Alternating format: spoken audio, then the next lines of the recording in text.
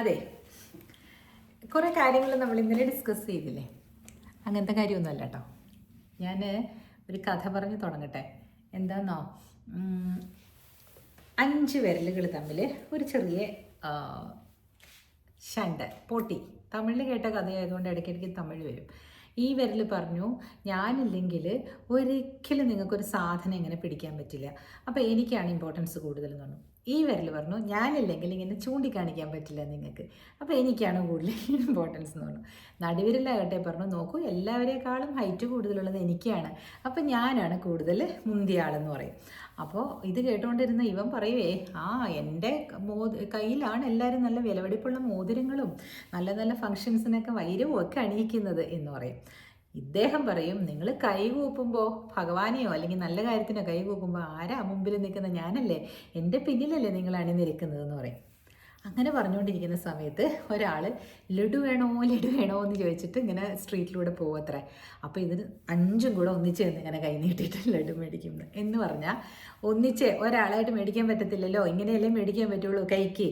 അപ്പോൾ 5 പേരും ഇമ്പോർട്ടൻ്റ് ആണെന്നാണ് ആ കഥയുടെ സാരാംശം. എന്ന് പറഞ്ഞ പോലെ ഒന്നിച്ച് നിന്നാൽ മാത്രമാണ് നമുക്ക് ആ ഒരു ഫലം നമുക്ക് ഭക്ഷിക്കാനോ ഭുജിക്കാനോ സാധിക്കുള്ളൂ. ഓരോരുത്തർക്കും അവരുടേതായ ഇമ്പോർട്ടൻസ് ഉണ്ടെന്നർത്ഥം. അപ്പോൾ ഞാൻ ഇന്നലെ പറഞ്ഞതിൻ്റെ അനുബന്ധമായിട്ട് പറയട്ടെ. നിങ്ങൾക്ക് മാതാപിതാക്കളെ നോക്കാനായിട്ടുള്ള ചുമതലകൾ ഓരോ മക്കൾക്കും, 5 മക്കളുണ്ടെങ്കിൽ 5 മക്കൾക്കും ഉണ്ട്. പക്ഷേ ഏറ്റക്കുറച്ചിലുകൾ ഉണ്ടാകും അവരുടെ ഫങ്ഷൻസിന്. കാരണം ചിലപ്പോൾ ഒരാൾക്ക് പണം ഇച്ചിരി അധികമുള്ള ആളാണെങ്കിൽ അവർക്ക് കുറച്ച് എന്താ പറയുക, കൂടുതൽ അമ്മയ്ക്കും അച്ഛനും വേണ്ടി ചെയ്യാം. അതിൽ കൂടുതൽ സമയമുള്ളവരാണെങ്കിൽ ആ സമയം അവർക്ക് അമ്മയ്ക്കും അച്ഛനും വേണ്ടി ചെയ്യാം. പക്ഷേ ഇതെല്ലാം മക്കൾ തന്നെയായിരിക്കണം ചെയ്യേണ്ടത് കേട്ടോ. കാരണം മരുമക്കൾ എന്ന് പറയുന്നത് അവരവർ ചെയ്യുന്നുണ്ടെങ്കിൽ അത് നിങ്ങൾ ഒരു ബോണസായിട്ട് എടുത്താൽ മതി. അവരത് ചെയ്യണമെന്ന് നിർബന്ധമില്ല. ഒരു സുപ്രീം കോടതി ജഡ്ജിൻ്റെ ഒരു ഫേസ്ബുക്ക് പോസ്റ്റ് കുറേ നാൾ മുമ്പ് വൈറലായിരുന്നു. അദ്ദേഹം എന്താ പറഞ്ഞതെന്നറിയോ? നിങ്ങളെ നോക്കേണ്ടത്, അല്ലെങ്കിൽ നമ്മളെ നോക്കേണ്ടത്, നമ്മൾ പ്രസവിച്ച, നമ്മൾ ഉണ്ടാക്കിയ നമ്മുടെ മകനും മകളുമാണ്, അല്ലാതെ വേറെ ആരുടെയോ മകനും മകളും അല്ല, അതായത് മരുമക്കളല്ല. അവർ നോക്കേണ്ടത് അവരുടെ അച്ഛനമ്മയാണ്. അതാണ്, അങ്ങനെ ആയിരിക്കണം. അല്ലാതെ കണ്ട് ഈ ജോലിക്ക് പോകുന്ന മരുമകളോ അല്ലെങ്കിൽ കുറച്ച് നല്ല പൊസിഷനിലിരിക്കുന്ന മരുമകളെയൊക്കെ ലീവ് എടുത്ത് വന്ന് അച്ഛനമ്മമാരെ നോക്കണം എന്ന് ആൺമക്കൾ ശഠിക്കാൻ പാടില്ല കേട്ടോ. അത് ഒരിക്കലും മരുമകൾ മനസ്സോടെ ആയിരിക്കും ചെയ്യുന്നതും. അങ്ങനെ ചെയ്തതുകൊണ്ട് കാര്യവുമില്ല. ചില മരുമക്കൾ ചിലപ്പോൾ ചെയ്യുന്നവരുണ്ടാവാം, അവർ ജോലി ചെയ്തിട്ടില്ല, അവർ ഹൗസ് വൈഫൊക്കെ ആണെങ്കിൽ ചിലപ്പോൾ അങ്ങനെ ചെയ്യുന്നവരുണ്ടാകാം. പക്ഷേ ഞാനൊരു കാര്യം പറയാം, അനുഭവം ഗുരു എന്ന് ഞാൻ എപ്പോഴും പറയുന്നില്ലേ, മക്കൾ ചെയ്യുന്നതിൻ്റെ അടുത്തൊടി വരില്ല മരുമക്കൾ ചെയ്താൽ. അങ്ങനെ അപ്രിഷ്യേറ്റ് ചെയ്യുന്ന അല്ലെങ്കിൽ നല്ല വലുതായിട്ട് ചിന്തിക്കുന്ന ആളുകളുണ്ടെങ്കിൽ വളരെ നല്ലത്. പക്ഷേ ആ വലുതായിട്ട് ചിന്തിക്കുന്ന ആളുകളും പറയേണ്ടതാണ് മരുമക്കളുടെ അടുത്ത്, സാരില്ല മക്കളെ, മോളെ നിങ്ങൾ കഷ്ടപ്പെടരുത്, എനിക്കൊരാളെ വെച്ച് തന്നാൽ മതി, നിങ്ങളതൊന്നും ചെയ്യേണ്ട ആവശ്യമില്ല എന്ന് അമ്മായിയമ്മമാർ തന്നെ മരുമക്കളോട് പറയാൻ ശീലിച്ചു തുടങ്ങണം. സ്വന്തം മകളുണ്ടെങ്കിൽ ആ മകളോട് ഇപ്പം എൻ്റെ അമ്മയ്ക്ക് ഒരു പ്രാവശ്യം ഇതുപോലെ വയ്യാതായ സമയത്ത് അമ്മ എന്നോട് പറഞ്ഞു, എൻ്റെ ബ്രദർ പറഞ്ഞു, എല്ലാവരും കൂടെ വന്ന് നിന്നിട്ട് കാര്യമില്ല ചേച്ചി, ഇപ്പം ഹോസ്പിറ്റലിൽ നിന്ന് കൊണ്ടുവന്ന് കഴിയുമ്പോൾ ഞാൻ മദ്രാസിലേക്ക് പോകും. അവന് മദ്രാസിലൊന്ന് ഇതാണല്ലോ, ബിസിനസ്സാണല്ലോ, ഞാനൊന്ന് മദ്രാസിൽ തന്നെ ഉള്ള സമയം കേട്ടോ, അത് കഴിഞ്ഞിട്ട് ചേച്ചി വന്നാൽ മതി എന്ന് പറഞ്ഞു.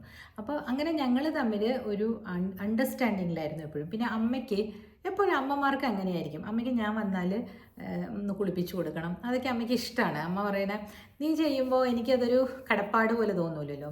മരുമകൾ ആ കുട്ടി അത് ചെയ്തു കൊടുക്കാൻ തയ്യാറാണ് കേട്ടോ, അല്ലാന്നല്ല ഞാൻ പറഞ്ഞത്. പക്ഷെ എന്തിന്? അവർക്കും അവരുടെ അമ്മയുണ്ട്, അവരുടെ അമ്മയൊക്കെ പോയി നോക്കാനുള്ള എനർജി അവർ സൂക്ഷിക്കണം. കാരണം അവരുടെ ചുമതലയിൽ പെട്ട ഒരു കാര്യമാണത്. അപ്പോൾ അവർ നല്ല പേര് മേടിക്കാൻ വേണ്ടിയിട്ട്, അല്ലെങ്കിൽ ഞാൻ നല്ല പേര് മേടിക്കാൻ വേണ്ടിയിട്ട് അരവിന്ദിൻ്റെ അമ്മയും എപ്പോഴും പോയി ശുശ്രൂഷിച്ചുകൊണ്ടിരുന്നാൽ എനിക്ക് എൻ്റെ അമ്മയെ നോക്കാനുള്ള ആ ഒരു ആരോഗ്യം ഇല്ലാതെയാകും.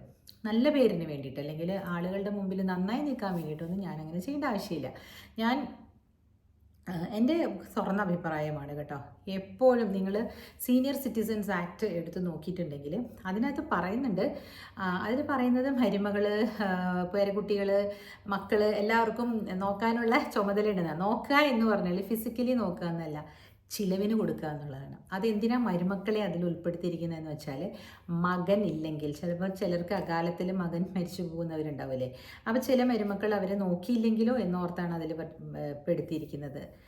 പണമാണ് അതിൽ ഉദ്ദേശിക്കുന്നത്, അല്ലാതെ ഫിസിക്കലി വന്ന് നിന്ന് അവരെ നോക്കുന്നതല്ല കേട്ടോ ഉദ്ദേശിക്കുന്നത്. പണം ഇല്ലാത്തതുകൊണ്ടാണ് ആൾക്കാർ ഫിസിക്കലി വന്ന് നിന്ന് നോക്കണമെന്ന് പറയുന്നത്. ഒരുപാട് കഷ്ടതകളിലൂടെയൊക്കെ കടന്നു പോകുന്ന ഫാമിലീസൊക്കെ ഇല്ലേ, ഫിനാൻഷ്യലി അവർക്ക് എങ്ങനെ ഒക്കും? ഈ അമ്മയാണെങ്കിലും സ്വന്തം അമ്മയാണെങ്കിലും വന്ന് നിന്ന് നോക്കാൻ ഭയങ്കര ബുദ്ധിമുട്ടുള്ള അവസ്ഥകളൊക്കെ ഉള്ളവരുണ്ടാവില്ലേ. അതായത് ഫിനാൻസ് അധികം ഇല്ലെങ്കിൽ നമ്മൾ വൃദ്ധസദനത്തിൽ കൊണ്ടുപോയി അച്ഛനമ്മമാരെ ആക്കുമ്പോൾ, വൃദ്ധസദനം എന്ന് ഞാൻ ഉദ്ദേശിക്കുന്നത് ഇല്ലാത്തവർക്ക്, ഒന്നുമില്ലാത്തവർക്ക് അതിലേ നിവൃത്തിയുള്ളൂ. അതേസമയം നല്ലപോലെ ഉള്ളവരാണെങ്കിൽ, നമ്മളെപ്പോലെ ഉള്ളവരാണെങ്കിൽ, ഒരു മധ്യവർഗത്തിന് മുകളിലുള്ളവരാണെങ്കിൽ നമ്മൾ തന്നെ ചിന്തിച്ചിട്ട് നല്ല ഹൈ ക്ലാസ് ആയിട്ടുള്ള ആളുകളെ നോക്കുന്ന സ്ഥലമുണ്ട് ഇപ്പോൾ. എല്ലാവരും റിട്ടയേർഡ് കമ്മ്യൂണിറ്റി ആയിരിക്കും. എന്തുകൊണ്ട് നമുക്ക് എല്ലാവർക്കും അങ്ങനെ മാറ്റി ചിന്തിച്ചുകൂടാ? മക്കൾ അവരവരുടെ ചിറകുകൾ വിരിച്ച് നല്ല എന്താ പറയുക, അവരുടെ ജോലിയിൽ കോൺസെൻട്രേറ്റ് ചെയ്ത് അവർക്ക് പണമുണ്ടാക്കാൻ സാധിക്കട്ടെ. അങ്ങനെ ഉണ്ടാക്കുന്ന ആ പണം കൊണ്ടാണ് നമ്മൾ ജീവിക്കുന്നതെങ്കിൽ ഉറപ്പായിട്ടും ഗ്രാറ്റിറ്റ്യൂഡ് വേണം ആ ജോലിയോട്. അല്ലാതെ നീ വന്നില്ല. ഇപ്പോൾ പ്രവാസികൾ പലരും, ഞാൻ ഇന്നലെയുടെ വീഡിയോയിൽ പലരും പറയുന്നുണ്ട്, ചേച്ചി പ്രവാസികൾ ഒരുപാട് കഷ്ടപ്പെട്ടിട്ട് തന്നെയാണ് പണം ഉണ്ടാക്കുന്നതെന്ന് എനിക്കും അറിയാം, ഞാൻ കാണുന്നുമുണ്ട്.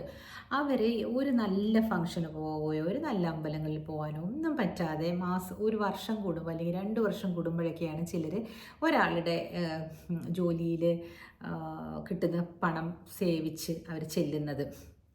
അതിൻ്റെ ഇടയിൽ നാട്ടിൽ എന്തെങ്കിലുമൊക്കെ പ്രശ്നങ്ങൾ ഉണ്ടായിക്കഴിഞ്ഞാൽ ഇവിടുന്ന് തന്നെ പണം അയക്കണം. പണം അയച്ചു കൊടുത്താലും ഈ അച്ഛനെയും അമ്മയും നോക്കാൻ നിങ്ങൾ എന്തുകൊണ്ട് വന്നില്ല എന്ന് നാട്ടുകാരുടെ ചോദ്യമുണ്ട്. ആ ചോദ്യത്തിൽ നിങ്ങൾ പതറരുതെന്നാണ് ഞാൻ പറഞ്ഞു വരുന്നത്. പിന്നെ അച്ഛനമ്മമാരെന്ത് ചെയ്യണമെന്ന് വെച്ചാൽ, നമ്മളെപ്പോലുള്ള ഇപ്പം ഇതിനു മുമ്പ് എല്ലാവരും വലിയ വലിയ വീടുകൾ കെട്ടിയിട്ടിട്ടുണ്ട്.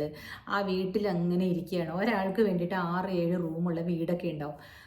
അച്ഛനോ അമ്മയോ ഒരാൾ മാത്രമേ ഉള്ളെങ്കിൽ ആ അമ്മ തന്നെ പറയണം, നിങ്ങൾക്ക് ഞാനൊരിക്കലും ഭാരമാകാൻ പാടില്ല. എത്ര പേരെ നമുക്ക് വീട്ടിൽ നിർത്തി കൊടുക്കാൻ പറ്റും? ആലോചിച്ച് നോക്കൂ. കിടപ്പിലായി പോയി കഴിഞ്ഞാൽ ഒരു ഹോം നേഴ്സിന് വേണം. അവർക്ക് 10,000-30,000 രൂപ കൊടുക്കണം. പിന്നെ ഈ വീട്ടിൽ ഈ പറഞ്ഞ പോലെ ജോലികൾ ചെയ്യാനും ഒക്കെയായിട്ടും അങ്ങനെ ഒരു 50,000-50,000 ഒരു ലേബർ തന്നെ ഒരാൾക്ക് വേണ്ടിയിട്ട് കൊടുക്കുന്ന കുടുംബം എനിക്കറിയാം. പിന്നെ അതുകൂടാതെ അവരുടെ ചിലവുകളും, എത്ര ആളുകൾക്ക് എത്ര മക്കൾക്ക് അത് അഫോർഡ് ചെയ്യാൻ പറ്റും.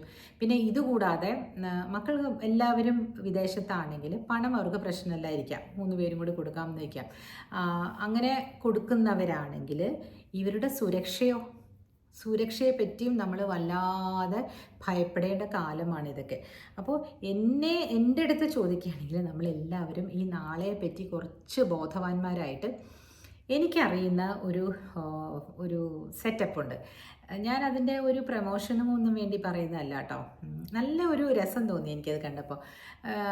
തിരുവനന്തപുരം ഭാഗത്തുള്ളവർക്കാണെങ്കിൽ എലൈവ് എന്ന് പറഞ്ഞിട്ട് കേട്ടോ, അത് ഞാൻ അറിയുന്ന എൻ്റെ കുറച്ച് ഫ്രണ്ട്സിൻ്റെയാണ് ആ സംരംഭം. പക്ഷെ വളരെ നല്ല ഒരു സംരംഭമാണത്. എറണാകുളം ഏരിയയിൽ എവിടെയെങ്കിലും വരുമ്പോൾ അത് എനിക്ക് അങ്ങനത്തെയൊക്കെ ചെയ്യണമെന്നുണ്ട്. കാരണം എറണാകുളം എന്തിനാണെന്ന് വെച്ചാൽ എനിക്കങ്ങ് പെട്ടെന്ന് പല സ്ഥലത്തേക്ക് പറിച്ചു പെട്ട് മതിയായി. അപ്പോൾ നമുക്ക് അറിയുന്ന സ്ഥലമൊക്കെയാണ്, നമ്മുടെ ഒരു ഏരിയ ആണെങ്കിൽ നമുക്കൊരു അമ്പലത്തിൽ പോകാനോ അല്ലെങ്കിൽ ഇപ്പോൾ ഇരുന്ന് ചോറ്റാനിക്കൽ അടുത്തുണ്ട്, ഗുരുവായൂർ പോകാം, അതിനൊക്കെ വേണ്ടിയിട്ട് പറ്റുന്ന ഒരു സ്ഥലത്ത്, തൃശ്ശൂരാണെങ്കിലും കുഴപ്പമില്ല, ഒരു ഓൾഡ് ഏജ് ഹോം, റിട്ടയർമെൻറ്റ് ഹോമാണ് ഞാൻ ആഗ്രഹിക്കുന്നത്. ഒരു പക്ഷേ എനിക്കും എൻ്റെ മകളെ ബുദ്ധിമുട്ടിക്കരുതെന്നൊക്കെ ഉണ്ട്. പക്ഷേ അതിന് നമുക്ക് തക്കതായിട്ടുള്ള പണം നമ്മുടെ കയ്യിൽ ആവശ്യമാണ് അല്ലേ. അവിടെ 2 പേരൊക്കെ പോയി താമസിക്കുന്നെങ്കിൽ ഒരാളെ ഒറ്റയ്ക്കാവുമ്പോൾ പോയാൽ മതി അങ്ങനെയുള്ളിടത്തെന്നാണ് എനിക്ക് തോന്നുന്നത്. എന്നാലും 2 പേരും കൂടെ പോവുകയാണെങ്കിൽ ഈ ഭാര്യയ്ക്ക് കുറച്ചുകൂടെ റിലാക്സ്ഡ് ആയിട്ടുള്ള ലൈഫ് കിട്ടും അല്ലേ. ഞാനൊരു ആൻറ്റി അത് പറയുന്നുണ്ട്, അവരുടെ ഹസ്ബൻഡ് പോളിയോ റിഡനാണ്, ഒരു മകനേ ഉള്ളൂ. ആ മകനും അമേരിക്കയിലെ, ഇവരെല്ലാം അവിടെയായിരുന്നു.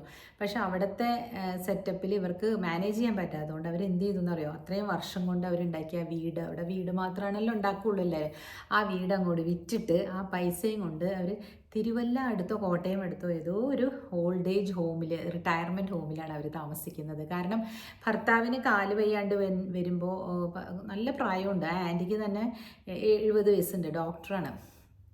അപ്പോൾ ആ ആൻറ്റി ഒരു ചാനലൊക്കെ നടത്തുന്നുണ്ട്, നിങ്ങൾ കണ്ടിട്ടുണ്ടാവുമായിരിക്കും, പ്ലാൻസ് ആൻഡ് എന്തോ അങ്ങനെ പറഞ്ഞിട്ട്.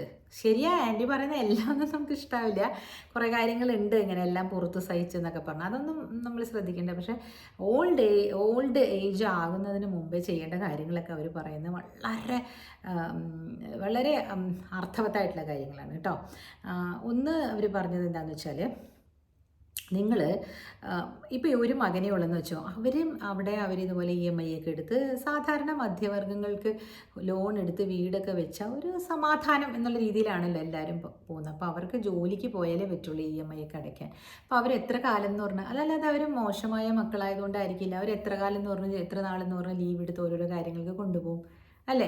ഇവിടെ ആണെങ്കിലും ഇപ്പോൾ അതാണ്, ഇപ്പോൾ ഞങ്ങൾ നിപ്പിന് പോയി, എനിക്ക് ഒറ്റയ്ക്ക് പോയി ഹാൻഡിൽ ചെയ്യാൻ പറ്റില്ലാത്ത സിറ്റുവേഷൻസിലാണ് എൻ്റെ ഹെൽത്തൊക്കെ പോകുന്നത്. പിന്നെ വണ്ടി ഓടിക്കാൻ വയ്യ, അങ്ങനെ കുറേ കാര്യങ്ങളുണ്ട് അവിടെ, നല്ല പ്രയാസമായിരുന്നു. അതുകൊണ്ടാണ് ഞാൻ അരവിന്ദ് എന്നെ ഒറ്റയ്ക്ക് വിടാത്തത് ഇപ്പം. കാരണം ഞങ്ങളിപ്പോൾ ഈ ഫ്ലാറ്റിനകത്ത് ഞങ്ങൾക്കുള്ള ഭക്ഷണം ഉണ്ടാക്കി ഞാൻ ഇരിക്കുന്നതേ ഉള്ളൂ, അദ്ദേഹം ജോലിക്ക് പോകുന്നു. അങ്ങനെ ഞങ്ങളും പ്രായമായി വരുന്നതിൻ്റെ ആവശ്യകതകളെല്ലാം വരുന്നുണ്ട്. അപ്പോൾ ഇനി ഞാൻ എൻ്റെ കാര്യം നിങ്ങളുടെ അടുത്ത് പറയാം. എനിക്ക് ഒരു 70 വരെ ഉണ്ടാവുമെന്ന് വിചാരിക്കുന്നു, ഉണ്ടെങ്കിൽ, ഇല്ലെങ്കിൽ പോട്ടെ, ഇടയ്ക്കിട്ട് തട്ടിപ്പോയാൽ അത് ഇനിയും നല്ലത്. പക്ഷേ എൻ്റെ മകൾക്ക് കുറച്ച് നാളും കൂടെ അമ്മയൊക്കെ വേണമെന്നുണ്ടാവില്ലേ. എന്താണെങ്കിലും എന്തെങ്കിലുമൊക്കെ നമ്മൾ ഒരാളായിട്ട് ജീവിക്കേണ്ടി വരും, ഐദർ ഓഫീസ് എന്നുള്ള രീതി വരുമ്പോൾ it's better to choose a retirement home. അവിടെ നമ്മളുടെ പോലെ തന്നെ ജോലിയൊക്കെ കഴിഞ്ഞ് നല്ല കുറച്ച് വായനയൊക്കെ ഉള്ള നല്ലൊരു കമ്മ്യൂണിറ്റിയിൽ നമുക്ക് പോയി ജീവിക്കാം. ഒരു എന്താ പറയുക, ഒരു കോമ്രേഡ്ഷിപ്പൊക്കെ ഉണ്ടാവും അവിടെ, കുറച്ച് ആളുകളുണ്ടാവും, പല രീതിയിൽ പല അനുഭവങ്ങളുള്ളവരുണ്ടാവും. പിന്നെ അവരുടെ മക്കൾ വരുന്നു, അവരെ കാണാം, അങ്ങനെ ജീവിതം കുറച്ചുകൂടി വൈബ്രൻ്റ് ആയിട്ട് പോകുമെന്ന് എനിക്ക് തോന്നുന്നു. ഈ പഴയ കാലത്തെ ആൾക്കാർ അവരുടെ ആ ഒരു സെറ്റപ്പിൽ നിന്ന് മാറില്ല. അതാണ് ഒരു ഉദാഹരണം ഞാൻ പറയാം കേട്ടോ. കഴിഞ്ഞ ദിവസം ഞാനും അരവിന്ദും തിരിച്ചു വന്നല്ലോ അബുദാബിയിലേക്ക്, അമ്മയ്ക്ക് വയ്യാഞ്ഞിട്ട് മിനിഞ്ഞാന്ന് ഇൻഡിഗോ ഫ്ലൈറ്റിലാണ് വന്നത്. അപ്പോൾ ഈ ഇൻഡിഗോയുടെ ഹാങ്ങറെല്ലാം വന്നിട്ട് അങ്ങ് ദൂരെയാണ് അവർ നിർത്തുന്നത്. ഈ അബുദാബി ഭയങ്കര വലിയ എയർപോർട്ടാട്ടോ. അപ്പോൾ അവിടെ ഈ വോക്കലേറ്റർ എന്നാണെന്ന് തോന്നുന്നല്ലേ അതിനെ പറയണേ, ഇങ്ങനെ നീങ്ങുന്ന സ്റ്റെയർ കേസ് അങ്ങനെ ഉണ്ട്. അപ്പോൾ നമ്മൾ അതിൽ കയറി നിന്നിട്ട് വരണം, 3 കിലോമീറ്ററോളം നമ്മൾ നടന്നിട്ടുണ്ടാവും before we come to the immigration point. അപ്പോൾ അതിന് മുമ്പ് നിർത്തുന്നിടത്ത് ഒരൊറ്റ എസ്കലേറ്ററേ ഉള്ളൂ, ഇതിങ്ങനെ കുത്തനെ. അപ്പോൾ അതിൽ കയറി നിന്നേ നമുക്ക് വരാനൊക്കെ ഉള്ളൂ. അപ്പോൾ ഒരു aunty, she will be around എന്തായാലും ഒരു 70 ടച്ച് ആയിട്ടുണ്ടാവും എന്നാണ് എനിക്ക് തോന്നിയത് അവരെ കണ്ടപ്പോൾ. അപ്പോൾ ഞാൻ പറഞ്ഞു, എന്താ ഇവിടെ നിൽക്കുന്നത്, അവരെന്ത് സാരിയാണ് ഇട്ടിരിക്കുന്നത്, അവരെന്ത് ചെയ്താൽ ആ എസ്കലേറ്ററിൽ കയറുന്നു, അയ്യോ ലിഫ്റ്റില്ലേ എന്ന് നോക്കുക കേട്ടോ.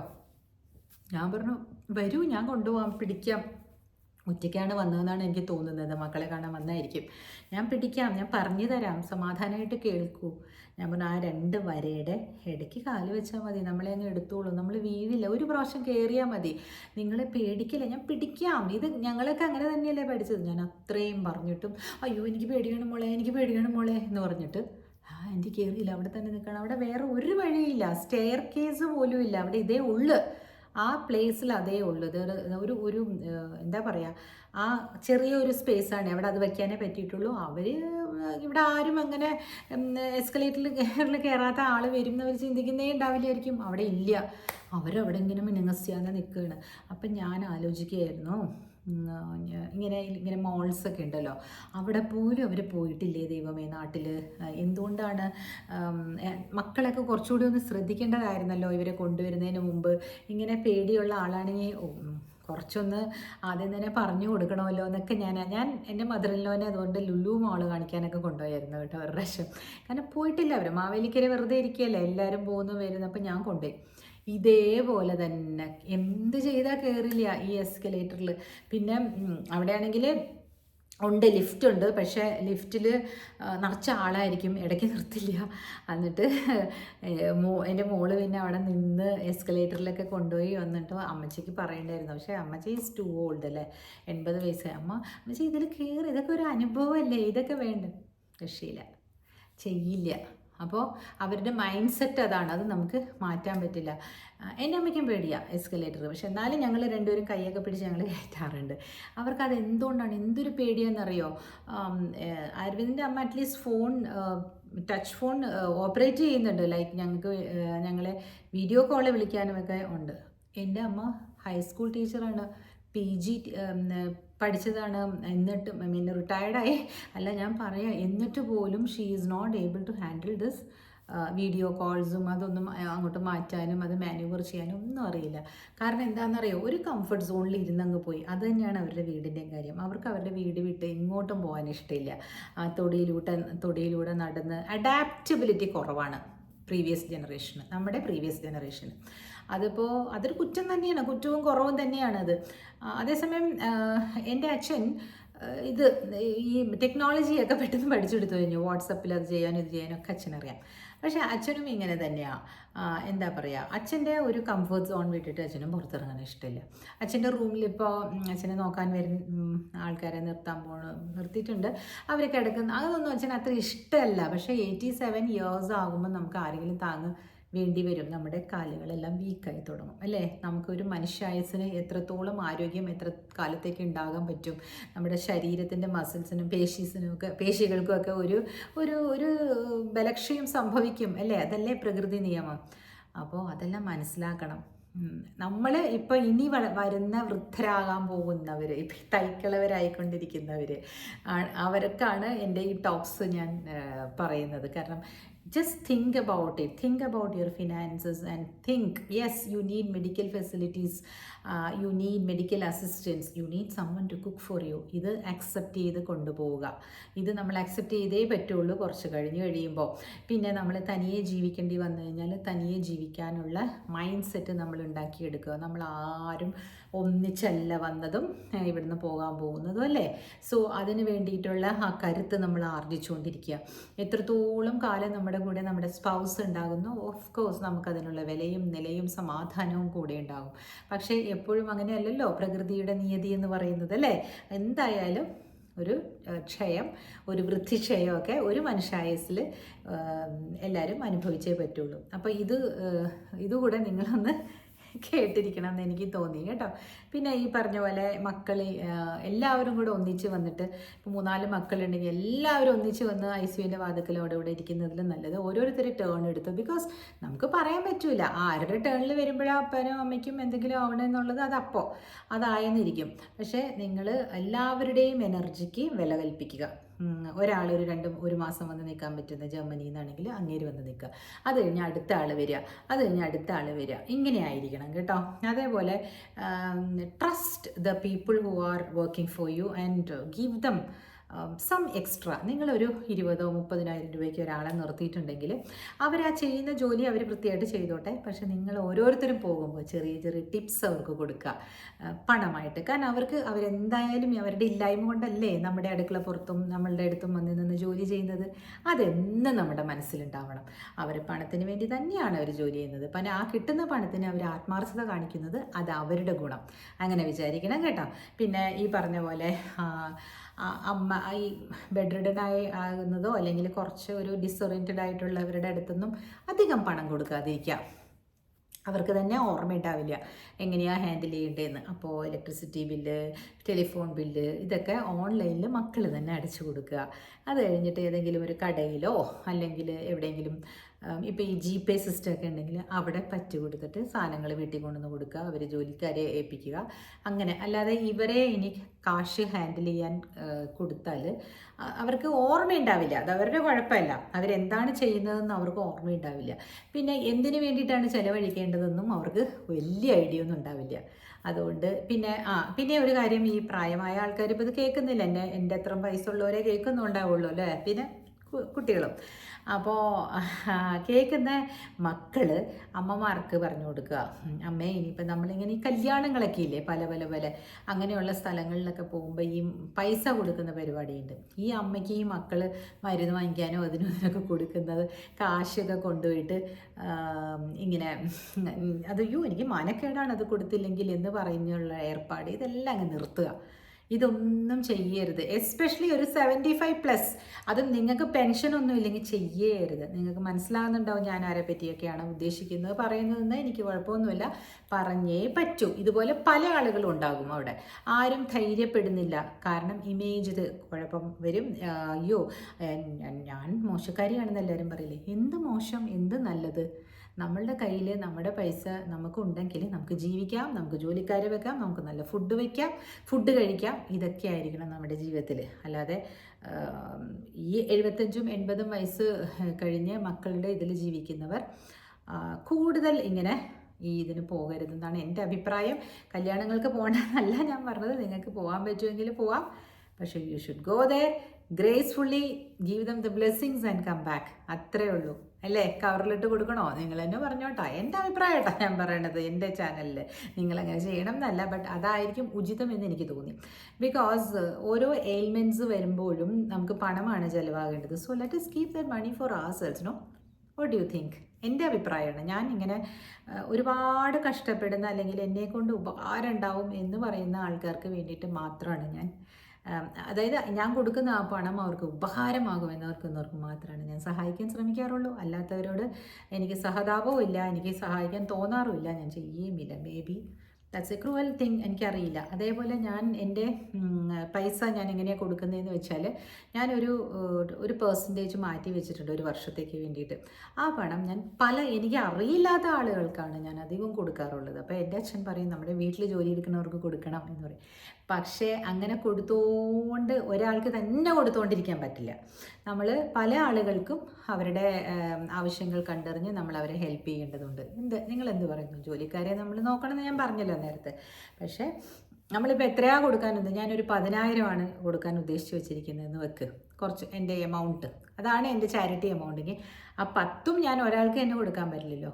ഒരു 4-5 പേരുണ്ടാവുമല്ലോ നമുക്ക് ചുറ്റിനും, അല്ലെങ്കിൽ ജോലി ചെയ്യുന്നവരും. പിന്നെ കുറച്ച് നമുക്ക് അറിയില്ലാത്തവർക്കും കൊടുക്കണം. കാരണം ജോലി ചെയ്യുന്നവരിൽ നിന്നും നമ്മൾ എക്സ്പെക്റ്റ് ചെയ്യുന്നുണ്ട് റിട്ടേൺ സർവീസ് അല്ലേ? അപ്പോൾ റിട്ടേൺ സർവീസ് അവർ തരുമ്പോൾ നമ്മൾ കൊടുത്ത പണത്തിന് value is been already exchanged അല്ലേ? ഒന്നും എക്സ്പെക്റ്റ് ചെയ്യാതെയും ഒന്നും തിരിച്ച് കിട്ടാതെയും ഉള്ള ഇടത്താണ് നമ്മൾ ലൈറ്റ് കുറഞ്ഞു പോയി പെട്ടെന്ന്. അയ്യോ അതെന്താ അറിയില്ല. ഒന്നും എക്സ്പെക്റ്റ് ചെയ്യാതെ ഇരിക്കുന്ന സ്ഥലത്ത് നമുക്ക് തിരിച്ച് അവർക്ക് തരാൻ പറ്റാത്ത സ്ഥലത്തേക്കാണ് നമ്മൾ കുറച്ചുകൂടി ചാരിറ്റി ചെയ്യേണ്ടതെന്ന് പറയും. ശരിയല്ലേ? അപ്പോൾ ഇതൊക്കെയാണ് ഓവറോൾ ടോക്ക്.